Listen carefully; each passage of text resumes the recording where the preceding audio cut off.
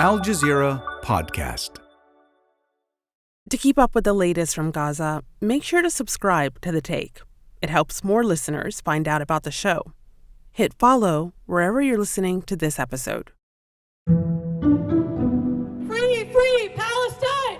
American universities are supposed to be safe spaces for free speech. Protests inside Harvard Yard attracted over 250 supporters of Palestine. But students at Harvard University found out how risky that can be after they released a letter holding the Israeli government, quote, entirely responsible for all unfolding violence, end quote, in the wake of Hamas's October 7th attack. It began as a spreadsheet that was circulating on Twitter that listed the names of students who were involved with the various student organizations who had signed. And then from there, the doxing got much worse. Driving around Harvard's campus today, a so-called doxing truck displaying the names and faces of students allegedly linked to the letter. But it goes beyond school. Speaking out in support of Palestine, or being Palestinian, can mean lost jobs for people in Israel. In Europe, some countries have banned pro-Palestinian protests. And in the U.S., it appears to have led to the stabbing of a 6-year-old boy and his mother. Federal authorities have opened a hate crime investigation into the horrific stabbing death of a 6-year-old Palestinian-American boy. His mother was also stabbed but survived. Racism toward Arabs and Muslims is nothing new. But will the war in Gaza make things worse? I'm Malika Bilal, and this is The Take.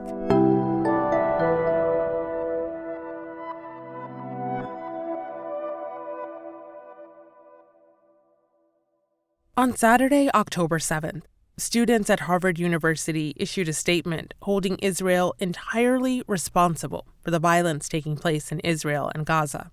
They said the events did not occur in a vacuum. The occupation of Palestine over the past 75 years has very much led us to where we are here today. That voice is from one of the students who requested anonymity for their safety. We've changed their voice to protect their identity. A statement was drafted by a coalition of students and a total of 34 student organizations across Harvard University added their organization names. At first, they didn't think much more about it. For the first 2 days after the statement was released and circulated on social media, there was no immediate or violent backlash. But I think things really started to take a turn once Larry Summers, the former president of Harvard, shared a tweet calling out the 34 student organizations. That led to further reactions. 2 billionaires are pulling their funding for the Kennedy School in Cambridge, saying they cannot support an institution that tiptoes around the Hamas terror attack against Israel. In their letter to the Harvard board, the Wexners specifically talked about that letter from student groups that blamed Israel for the violence. From there, the doxing started. It began as, a spreadsheet that was circulating on Twitter that listed the names of students, and then from there, the doxing got much worse. A couple of days later, the appearance of a truck in Harvard Square with students' faces and names on it. And I think it's important to note that while this is not the first time that pro-Palestinian voices on campus or in our country have been silenced, it's certainly one of the most violent times we've seen it on Harvard's campus and has targeted students on a very personal, individual level, which has left many of them feeling compromised and their sense of safety threatened. And consequences for speaking up could follow students in the future. Several CEOs are asking for all the students involved in the letter at Harvard to be identified so they can be, quote, blacklisted for future jobs. I think it's been so hard to see my community, honestly, feel so scared in the past week. And there's been just so much fear and terror, honestly, in people's eyes as they walk around campus or try to get from class to class, or really try to, in other moments, speak up for Palestine. And it has been so sad, honestly, seeing that. And it's left me feeling like I have a responsibility to use my voice and speak up as much as I can. And Harvard isn't the only campus that's experienced tensions. The Israel-Hamas war stoking protests across the U.S. at various college campuses. In the Northeast, a pro-Palestinian demonstration at Brooklyn College. And at Columbia University, massive crowds as supporters of both Israel and Palestinians held competing protests. Columbia, open your eyes! In the nation's capital, American University students gathering in solidarity with Israel.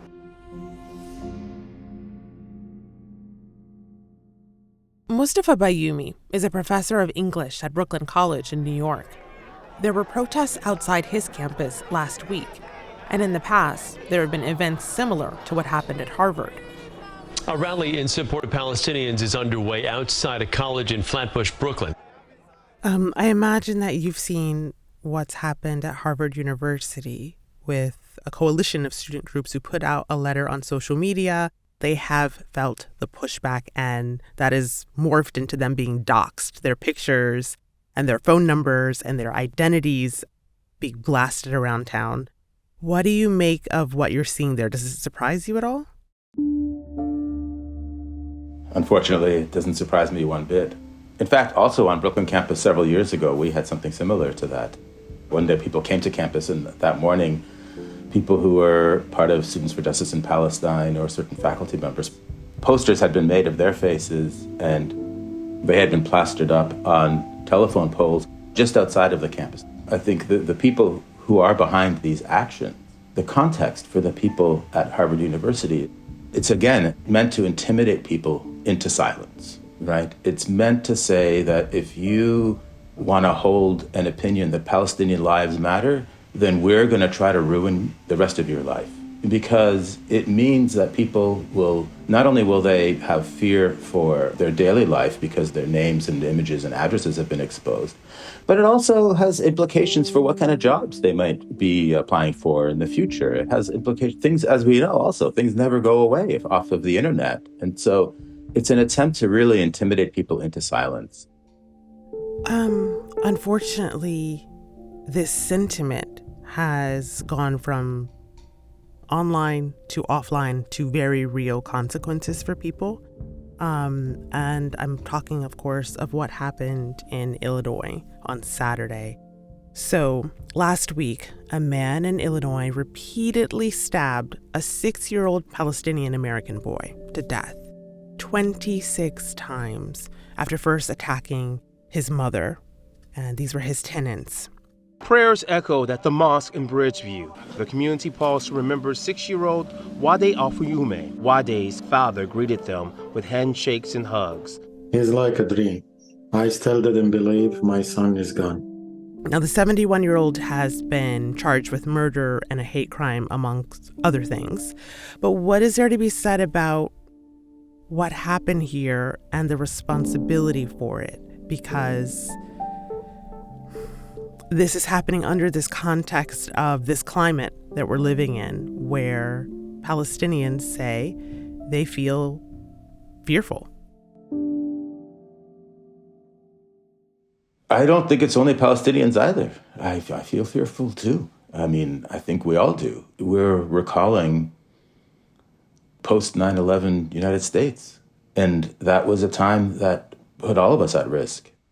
There tends to be more violence against Muslim Americans when the rhetoric by our politicians turns nasty against Muslim Americans. For American Muslims, 9/11 brought the same loss felt by every American, but it also triggered an onslaught of anti-Muslim sentiment that has only risen in the decades since. That's what the organization Institute for Social and Political Understanding has found. And in fact, the levels of violence against Muslim Americans reached their height not after 9/11. They reached their height in 2016 with the campaign of Donald Trump. And now we're seeing it again. We're seeing it from the right-wing media. I would say Hamas as an entity is just like ISIS. Why precisely is there a caucus in the United States Congress that openly sympathizes and lies on behalf of a Jew-hating genocidal terrorist group? These protests are not so much pro-Palestinian as fully aligned with Hamas. Hamas is an Islamist terrorist organization. From what I understand, the alleged man who stabbed the child in Illinois was an avid consumer of various forms of right-wing media. We're hearing it again from the Republican side of the aisle very loudly, this kind of anti-Muslim rhetoric. We have heard some vicious and vile anti-Palestinian rhetoric in recent days from people like Tom Cotton, a Republican senator, saying, as far as he's concerned, Israel can bounce rubble in Gaza. Lindsey Graham saying Israel should level Gaza. Ron DeSantis saying everyone in Gaza is an anti-Semite and shouldn't be allowed into America as refugees. Marjorie Taylor Greene saying if you're pro-Palestinian, you're pro-Hamas. Some very, very rough people come out of those areas. They want to blow up our country. We aren't bringing in anyone from Gaza, Syria, Somalia, Yemen, or Libya, or anywhere else that threatens our security. After the break, it can still be dangerous to support Palestine, but are there any reasons to be optimistic?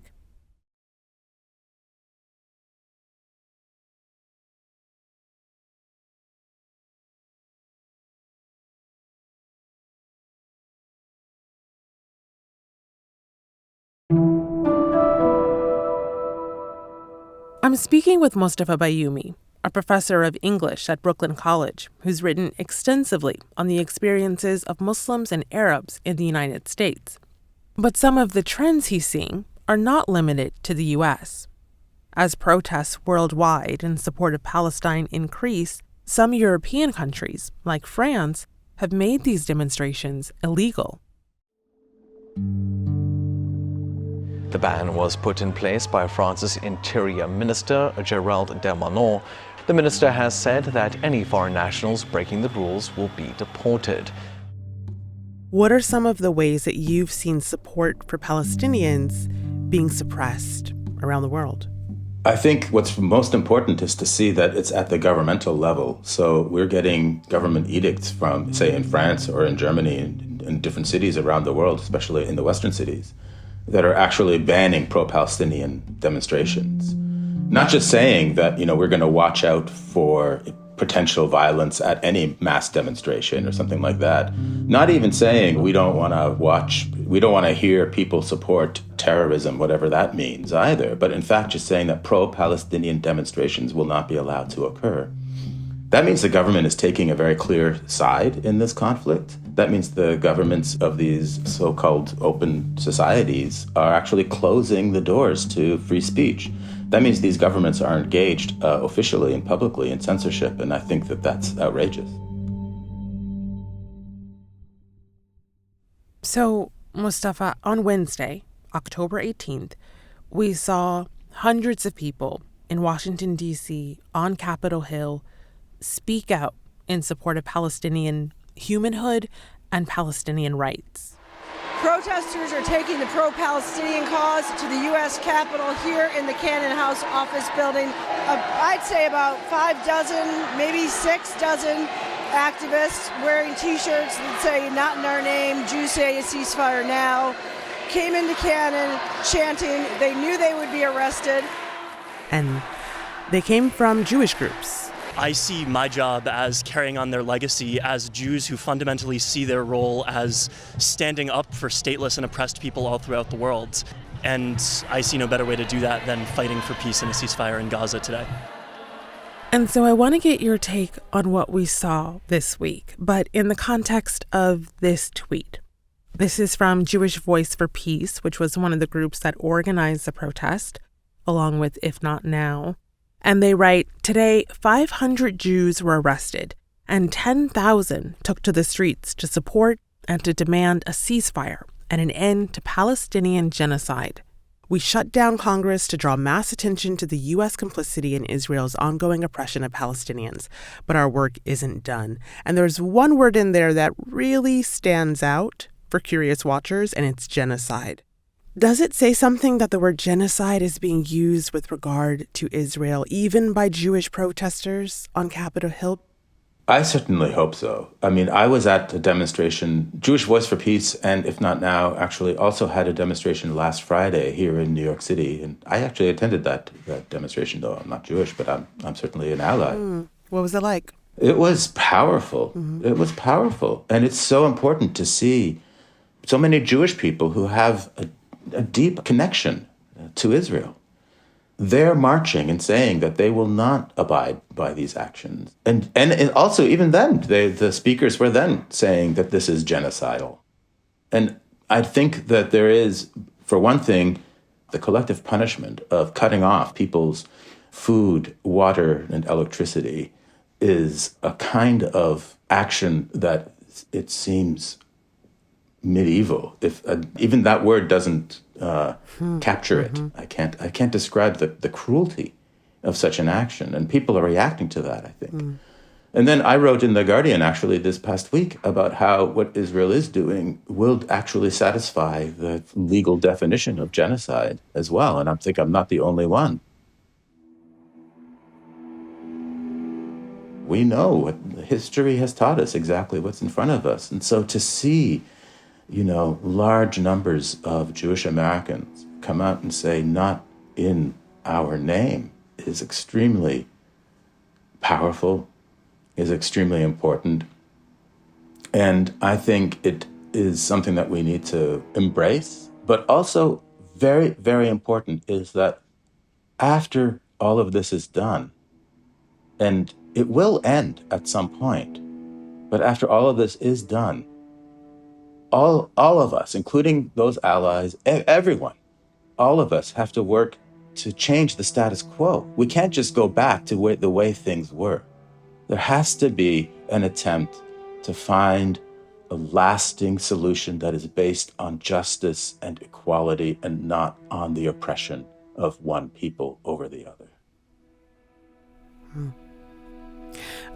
As a follow-up to that, you wrote in that Guardian piece a few things that I wanted to note on.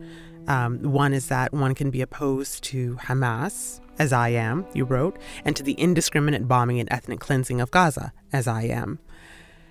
But the next is that you started the piece with a question. And so I want to end on that question for our listeners. What are you doing to stop the imminent ethnic cleansing of Gaza? Do you think that people are beginning to do enough? No, I don't. I think because we still are hearing about bombings every day and people are switching Gaza from a question of occupation and human rights to a humanitarian issue as if it were something like an earthquake. Right? We have to understand that this is a political question. It is not a humanitarian question. This is a question of one side waging a completely asymmetrical war on a defenseless population, and we should all be out on the streets demanding that end, especially here in the United States, because the close dependence of Israel on the United States means that we, as American citizens, have a responsibility to make sure that things that are financed from the American coffers bear our values. But what people should be doing is maximizing their talents to work for justice. In whatever way you can, you should be speaking out, acting out, drawing out, dancing out, whatever it is. But we should be all maximizing our talents to make sure that the carnage stops and that freedom reigns. And that's The Take. While we're continuing our coverage on the occupied West Bank, Gaza, and Israel, here's another story that's on our radar this week. In Brazil, a congressional panel has accused former President Jair Bolsonaro of inciting the country's January 8th riot following his narrow election loss. Earlier this year, a mob of Bolsonaro's supporters stormed state institutions, a week after his successor, Luiz Inácio Lula da Silva, was sworn in as president. The panel is recommending Bolsonaro be charged with the violent overthrow of democratic rule.